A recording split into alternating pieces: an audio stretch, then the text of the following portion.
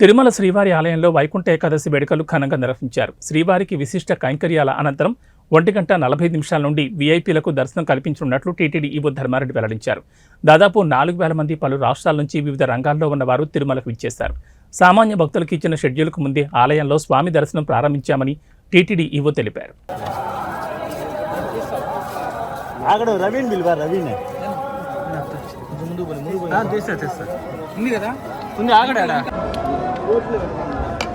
ఈ సంవత్సరం వైకుంఠ ఏకాదశి పర్వదినంలో వైకుంఠ ద్వార దర్శనం మొదటి రోజు స్వామివారి కైంకర్యాలన్నీ ముగిసిన తర్వాత తిరుప్పావై అర్చన తోమాల 2 గంటలు అయిన తర్వాత ఎగ్జాక్ట్గా 1:30 అంటే 1:30 ఈరోజు అర్లీ మార్నింగ్ విఐపి దర్శనం మొదలుపెట్టడం జరిగింది. విఐపి టోకన్స్ కరెక్ట్గా 4,008 ఇవ్వటం జరిగింది.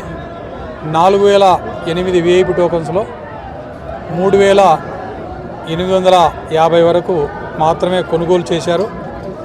మిగతా 150 టికెట్లు కొనుగోలు చేయలేదు. ఈ విఐపి స్లాట్ 1:30కు 1:45 మొదలైంది. 1:45 మొదలై 5:15కు క్లోజ్ అయింది. ఎస్ఎస్డి ఎస్ఈడి స్లాట్స్ 2 కూడా 6 AM ఇచ్చాము మేము.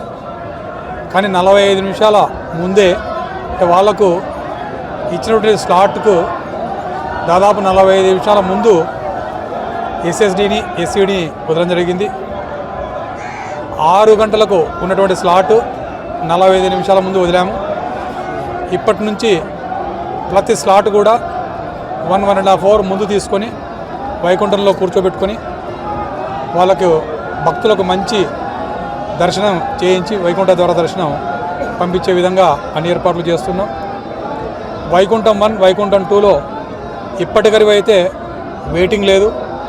వెయిటింగ్ లేకపోయినా భక్తులకందరికీ కూడా కాఫీ, టీ, పాలు అన్నీ అందించడం జరిగింది. ఇప్పటి నుంచి కూడా ఒకవేళ ఏదైనా వెయిటింగ్ వస్తే ఆ వెయిటింగ్ 1-2 గంటల కంటే ఎక్కువ లేకుండా మెయింటైన్ చేస్తూ భక్తులందరికీ కూడా ఆహార పదార్థాలు, కాఫీ, టీ అన్నీ అందిస్తూ వాళ్ళకి ఏ ఇబ్బంది లేకుండా ఈ వైకుంఠ ఏకాదశి పర్వదినాన ఈ వైకుంఠ ద్వార దర్శనం చేయడం జరుగుతుంది. అలాగే ఈ తిరుపతిలో టోకన్స్ ఇవ్వడం జరిగింది, మీకు తెలిసిన విషయమే.